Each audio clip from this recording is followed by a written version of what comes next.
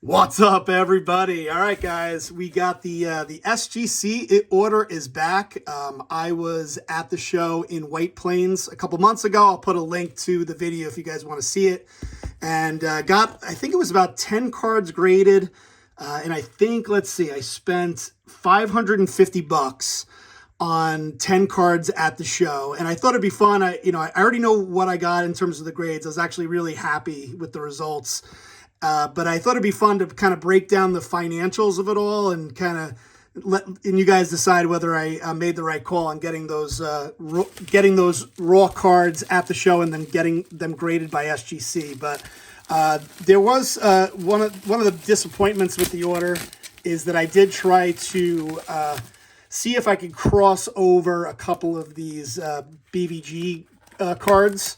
And unfortunately, they did not cross over successfully. So you can see here, I tried to cross over my Mike Schmidt rookie, and it says minimum grade not met, sorry. So I put a 7.5 that I'd be willing to get a 7.5 or higher. And unfortunately, I guess they decided that this was not a 7.5 or higher. And same for the Satchel Paige, which I'm a little bit surprised about. I put, again, similar to the Mike Schmidt, I put 3.5 or higher. So I was willing to take a half grade downgrade, but unfortunately, I guess they decided that it didn't meet the grade level. So I kind of look at it sort of like no harm, no foul. Of course, getting each one of these cards reviewed and graded costed $16.40 all in.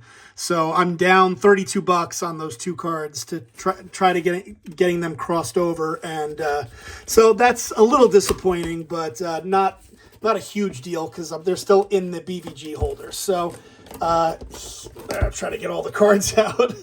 Here is my stack of cards, and if it's based on like how I submitted them, the 10 cards that I picked up at the show will be at the top. And sure enough, this was the first card that I submitted. I got this graded. So I picked this card up raw at the show, and an 8 is fantastic. On a 1973 card, got an 8. So this card, let's see here. I paid $25 raw for this card, and actually the dealer gave me a 16% discount on the 10 cards that I picked up. So all in all, this card costed me $21. Then the grading fee was $16.40 for a total cost of $37. And this card in an SGC 8 is an $82 card. So that's a nice little $45 profit on the first card. Next up, you can see here, it's a Roger Staubach 8.5. So I got an 8.5. Again, this was one of the cards that I got raw at the show. This card all in, with the cost and the grading fees and the cost from the dealer was $33.20. And believe it or not, this in an 8.5 goes for about $100. So that's pretty awesome. A $66 profit on this. And I guess part of the reason why I'm doing this breakdown is that sometimes it's a fun thing to do, is to find some really nice, crispy looking raw vintage cards, get them graded, see what you can get. And sometimes it can really pay off. Now this was really fantastic. Got this 1973 Topps, 73 Topps, Roberto Clemente. It's Clemente's last card, which is also kind of neat. SGC 8, so really happy with that. And this card all in costed me $117.20. That's how much I paid for the card plus the grading fee. And in an 8, this goes for about $271. And of course, by the way that I got these prices was on vintagecardprices.com. I take like the average sale of an SGC 8. So this one goes for about $270, and that's a $153 profit on the Roberto Clemente. So obviously very happy with that. Next up was this Brooks Robinson. This card costed me $54. Obviously, not as high of a grade as some of these other cards that you guys saw. Got a 6 on this. And I took a loss on this card. So this card all in costed me $54. And the value of this card is about $43. So about a $10 loss on the Brooks Robinson. Next up, this is a card that I initially had walked away from. I was not going to buy this card, but I looked at it. The reason why I wasn't going to buy it was because I already have a Sparky Anderson rookie. But I just kept looking at it, and I was like, man, this card is crispy. It looks fantastic. I know I already have it, and I decided to get it graded. This card all in costed me $66. And the value of this card in an 8.5, which is an incredibly high grade, 8.5 on a 1959 Topps card is fantastic. So this card goes for about $200 in an 8.5. So that is a $133 profit on the Sparky Anderson. Now the next two did not go so well for me. So the next two graded as only authentic. Both of them came back as evidence of trimming. So unfortunately, both Duke Snyders came back as evidence of trimming. 1957 and 1959 Topps cards. This one, looking at it again, I could see, I guess I could see where there might be a thought that it was trimmed, especially on the back here. But this one, I don't know. Maybe. I guess I could see it over here. But anyway, so these cards obviously took a little bit of a loss here, but not as much of a loss as maybe you'd think. So let's see. The Duke Snyders, all in. So $75 on one card, $54 on another. They're worth about like $30 to $40 a piece, even graded as authentic. They're really nice looking authentic. So I'm down about $55 on the loss on those two cards. Next up, got a 6.5 on this 1957 Topps Elston Howard, which again is a really nice grade. 6.5 on a 1957 card is really, really good. And so this one was really cheap. His sticker price on this was $30. Got that 16% discount. Got it for $25. So the total cost was $41. Unfortunately, this is just not a very valuable card. Even in a 6.5, it's about a $50 card. So about an $8 profit on that one. Now the next two are two beautiful Yogi Berra cards. Got this 57 Topps Yogi Berra, came back as a 7. Again, getting a 7 on a 50s card is fantastic. And then a 4.5 on the 54 Bowman Yogi Berra. So two cards that I was really happy about. Got a one of these cards. So the 57 goes for about $227. In a 7, so that's $127 profit on the Yogi Berra. And then on the 54 Bowman, let's see, both cards I paid about $100 all in. This is about a $131 card, so a $31 profit. So did really well on the 57. And let's see, we've got one more card that I bought at from that one dealer, the Johnny Mize, 52 Topps Johnny Mize. All in, this was about $50 all in between grading fees and the amount that I bought it from the dealer. And this card in a 5 goes for about $132 for an $82 profit. So thought it would be fun to kind of break that all out. So at the end of the day, all 10 of these cards at the show were $550 that I paid to the dealer. With the grading fees, total cost was $730.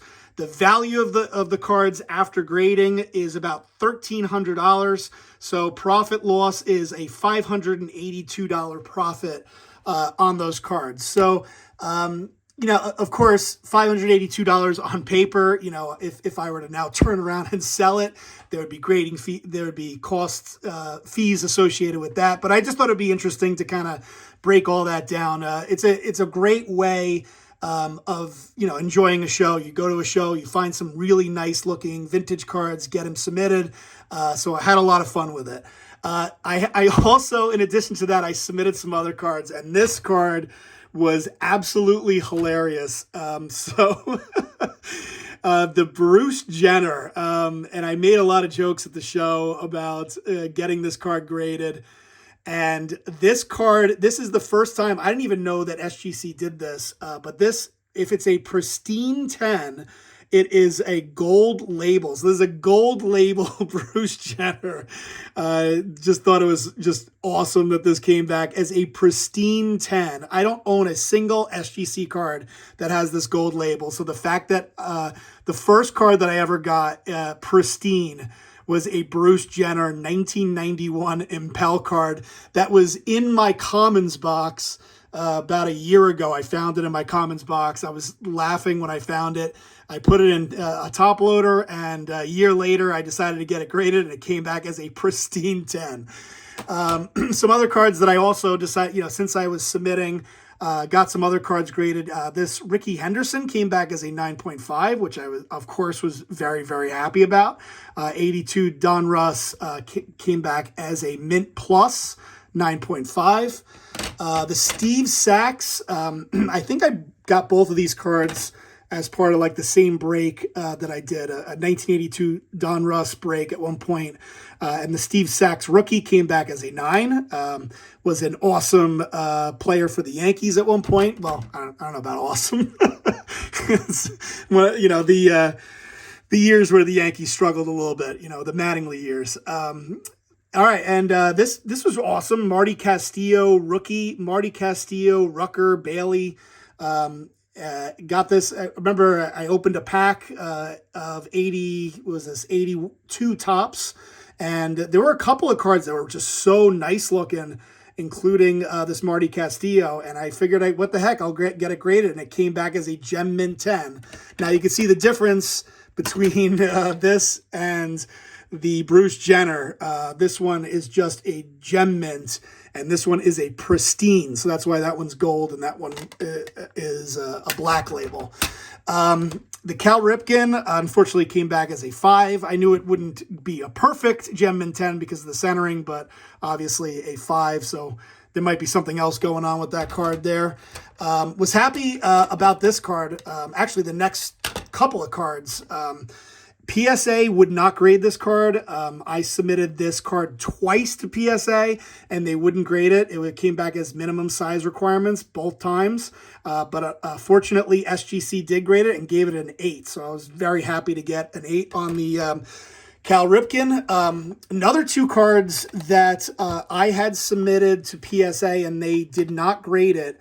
Both, I don't know if I graded it once or twice, but graded, this was similar to what I did today at the White Plains show. I got these cards raw, and PSA would not grade these cards. So this is the 65 RBI leaders with Willie Mays and Frank Robinson. Pretty awesome card.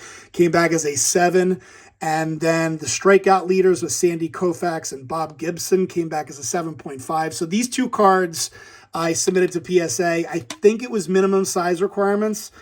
Similar to the Ripken. So very happy that I was able to get these cards graded because I thought they were just going to come back as authentic. So a couple, I think I got 4 cards left. So we have the another card that PSA would not grade. I forget why. It might have been minimum size requirements, but SGC did grade it. This Harry Brackeen 1949 Bowman came back as a 2.5, so very, very happy with that.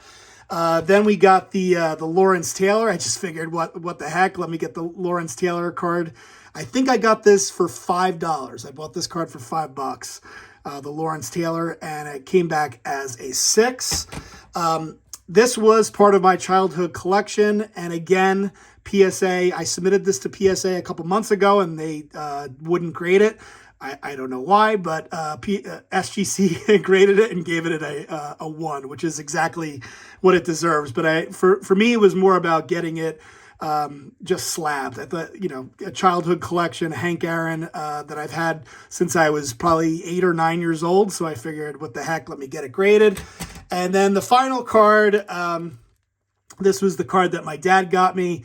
And I don't know if I have the, I don't know what I did with it, but it was in an old holder from a company I had never heard of before, and decided to crack it out and submitted it. And happy it's at least authentic. It looks like it was altered. At least that's what it says here. I did crack it out, so I wanted to make sure I got a fair assessment, and came back as authentic. So very happy that at least it came back as authentic and not as a fake. But the Shad Berry, hopefully I'm saying that right, T206, came back as authentic. So there you have it, guys. There is my SGC order. Let me know. Would love to hear your thoughts on the whole thing. Have you guys ever, bought cards at a show, raw vintage cards from the 50s and 60s, and I thought it worked out pretty well.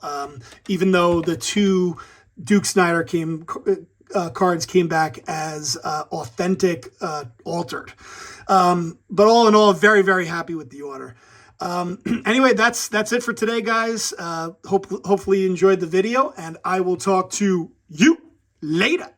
Peace.